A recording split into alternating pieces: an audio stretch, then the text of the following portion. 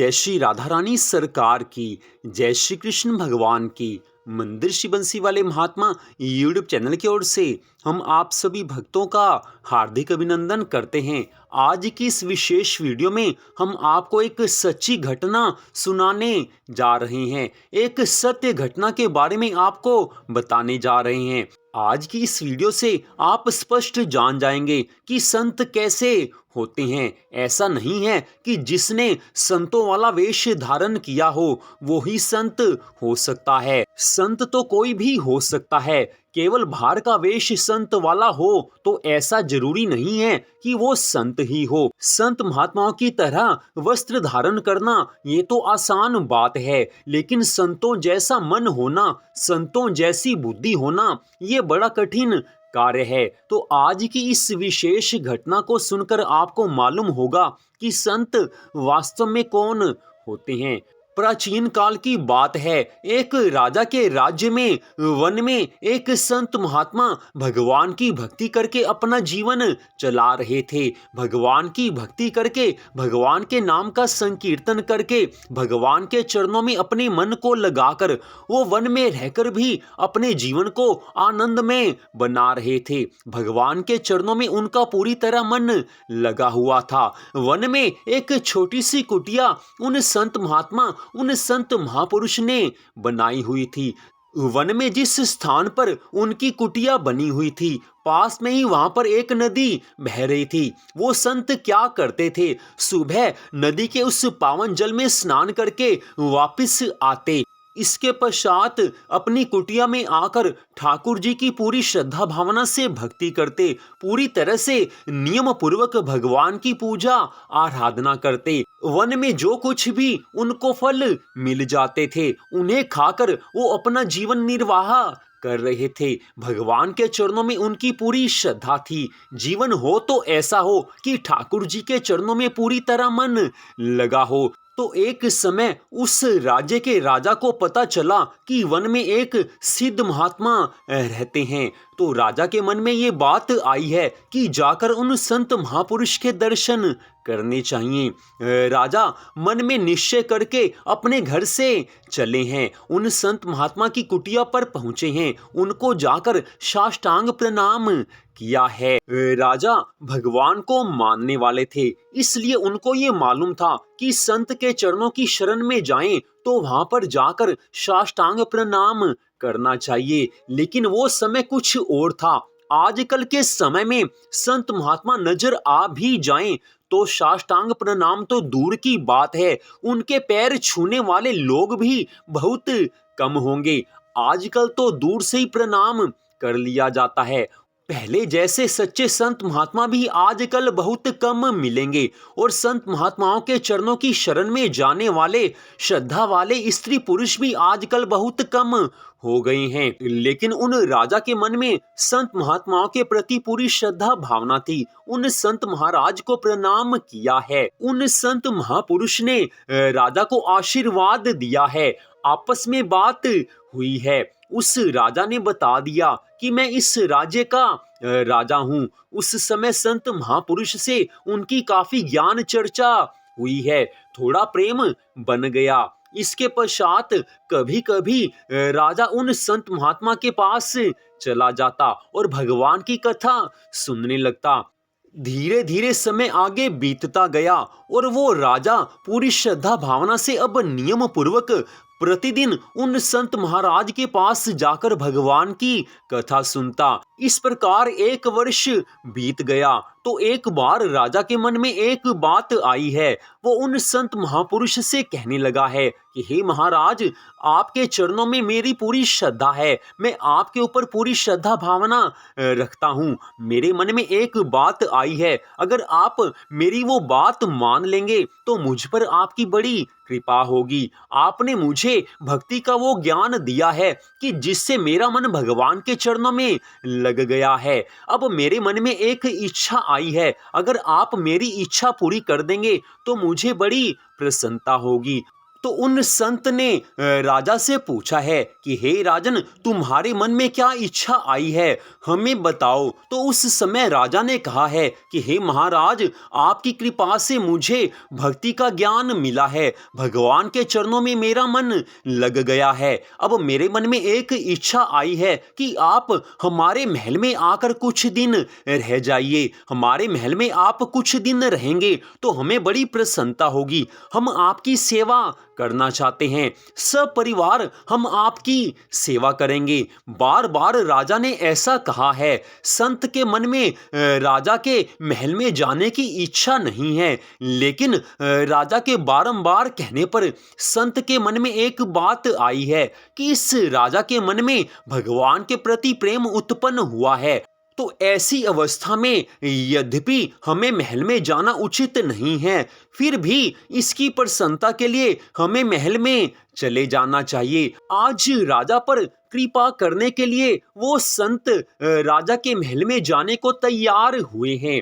समय आ गया, राजा के महल में संत महाराज पधारे हैं। राजा ने और उसके परिवार ने संत महात्मा का पूरा मान सम्मान किया है, पूजा की है, पूरी श्रद्धा भावना से उनकी सेवा करने लगे हैं।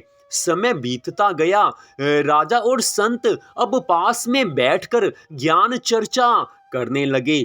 ईश्वर की लीला देखिए कि राजा ने एक बार फिर उन संत से कहा है कि हे महाराज, मेरे मन में एक और इच्छा आई है कि मैं अपना आधा राज्य आज से आपको दे रहा हूं। आपकी कृपा से मुझे इतना ज्ञान मिला है कि मेरा मन अब एक क्षण के लिए भी भगवान की भक्ति से नहीं हटता। इसलिए मेरी प्रसन्नता के लिए आप मेरा आधा राज्य स्वीकार कीजिए। बारंबार राजा ने ऐसा कहा है। उन संत महात्मा के मन में एक बात आई है कि न जाने राजा के मन में क्या चल रहा है, लेकिन भगवान की प्रेरणा से उन संत महापुरुष ने आधा राज्य भी स्वीकार किया है। लेकिन उन संत महापुरुष ने कह दिया है कि राज्य लेकर मेरे मन में कोई प्रसन्नता नहीं हुई, लेकिन तुम्हारी प्रसन्नता के लिए मैं आधा राज्य स्वीकार करता हूं। इस तरह से समय बीतता गया। आधा राज्य राजा संभालने लगा और बाकी का जो आधा राज्य उन संत महाराज को मिला हुआ था, यद्यपि वो इसके स्वामी थे, लेकिन उसका संचालन भी उन संत महाराज की आज्ञा से राजा ही करता रहा।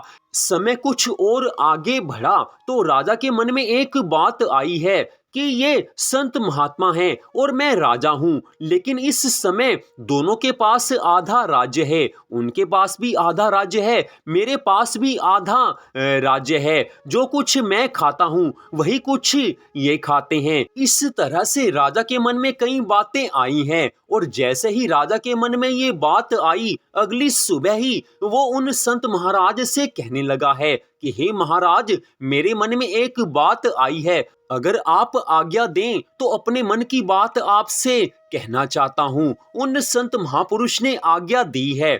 राजा कहने लगा है कि हे महाराज, आप वन में रहकर भगवान की भक्ति करते थे, वन में कुटिया बनाकर आप भगवान की पूजा आराधना में लगे हुए थे, लेकिन इस समय मुझे आप में और अपने में कोई अंतर नजर नहीं आता। आपको भी आधा राज्य मिला हुआ है, मुझे भी आधा राज्य मिला हुआ है। आधे राज्य के स्वामी आप हैं, आधे राज्य का स्वामी मैं हूं। जो वस्तुएं मेरे राजमहल में हैं, वही सब वस्तुएं भी आपके राजमहल में हैं। जो कुछ मैं खाता हूं वही सब कुछ आप खाते हो। जितना धन संपत्ति मेरे पास है, उतनी ही धन संपत्ति अब आपके पास है। जितनी सेना मेरे पास है, उतनी ही सेना आपके पास है, क्योंकि आधे राज्य के स्वामी आप हैं। तो जो कुछ आपके पास है वही सब कुछ मेरे पास है, जो कुछ मेरे पास है वही सब कुछ आपके पास है। तो हम दोनों में अंतर क्या हुआ? अब तो हम दोनों ही एक जैसे हो गए। अब आप संत नहीं रहे और मैं राजा नहीं रहा। आप भी राजा हुए और मैं भी राजा हुआ। आज राजा के मन में अभिमान आया है। राजा ने ऐसे वचन उन संत महापुरुष से कहे हैं। राजा का मन यद्यपि भगवान की भक्ति में लगा हुआ था, लेकिन ज्ञान पूरा नहीं था। अगर ज्ञान होता तो एक संत महापुरुष से ऐसे वचन राजा नहीं कहता, लेकिन राजा ने आज ना कहने वाले वचन उन संत महापुरुष को कह दिए हैं। लेकिन जो भगवान के भक्त होते हैं, जो भगवान के लाडले संत होते हैं, उन संतों पर ऐसी बातों का कोई असर नहीं होता। उन संत महापुरुष ने राजा के ऐसे वचन सुनकर भी कोई क्रोध नहीं किया है। मन में थोड़ी सी भी क्रोध की भावना नहीं आई है। चेहरे पर मुस्कान पूरी तरह से बनी हुई है, चेहरे का तेज पूरी तरह से बना हुआ है। राजा ने फिर से कहा है कि हे महाराज, अब तो मेरे में और आप में कोई अंतर नहीं रहा। राजा बारंबार ऐसे वचन कहने लगा है। उस समय राजा के ऐसे वचन सुनकर उन संत महापुरुष ने कहा है कि हे राजन, अब सोने का वक्त हो गया है, रात्रि हो गई है। कल सुबह मैं तुम्हारे प्रश्न का उत्तर अवश्य दूंगा ही दूंगा। आज उन संत महापुरुष के ऐसे वचन सुनकर राजा ने उन संत महापुरुष को नमन किया है। जो राजा पहले साष्टांग प्रणाम करता था, वो अब हाथ जोड़कर केवल नमस्कार कर रहा है। कहते हैं ना कि जब मन में संत के प्रति श्रद्धा भावना कम हो जाए या खत्म हो जाए तो मनुष्य की बुद्धि मारी जाती है। मन में अहंकार आ जाए तो मनुष्य अपने सामने कुछ किसी को नहीं समझता। आज राजा अपने सामने संत को कुछ नहीं समझ पा रहा है। संत को अपने जैसा समझ लिया है उसने। लेकिन आज संत महाराज ने कहा है कि सुबह तुम्हारे प्रश्न का उत्तर दूंगा ही दूंगा। रात्रि का समय है। राजा के मन में एक ही बात है, ना जाने संत सुबह क्या उत्तर देंगे। राजा के मन में एक पल के लिए भी चैन नहीं आता है। लेकिन दूसरी ओर वो संत महाराज भगवान के ध्यान में पूरी तरह से मग्न हैं। हर रात्रि की तरह वो भगवान की भक्ति में लगे हुए हैं। अगला दिन आया, सुबह हुई। प्रातः काल उन संत महाराज ने राजा को बुलाया है कि हे राजन, अपना रथ निकालो और वन में मेरे साथ चलो। वन में जाकर मैं तुम्हारे प्रश्न का उत्तर दूंगा ही दूंगा।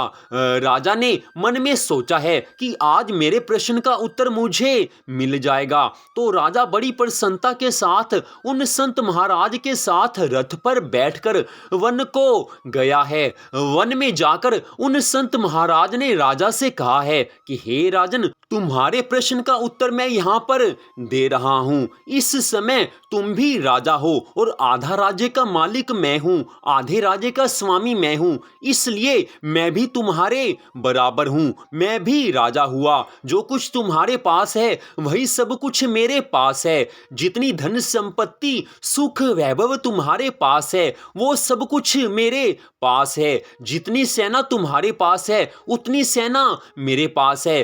तो इस समय मैं अपनी प्रसन्नता से, अपनी खुशी से अपना सारा राज्य त्याग रहा हूं। मैं अब राजमहल में वापस नहीं जाऊंगा। मैं यहीं पर रहकर कुटिया बनाकर भगवान की भक्ति करूंगा।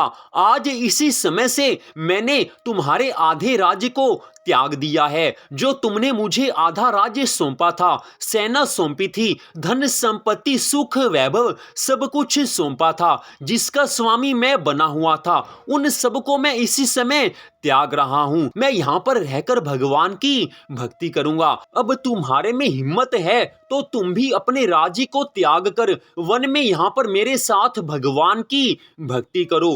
तुमने मुझसे पूछा था कि हम दोनों में क्या अंतर है, तो यही विशेष अंतर है। तुम राज्य में रहकर राज्य के सुख वैभव में ऐसे फंसे हुए हो कि तुम उसको नहीं छोड़ सकते।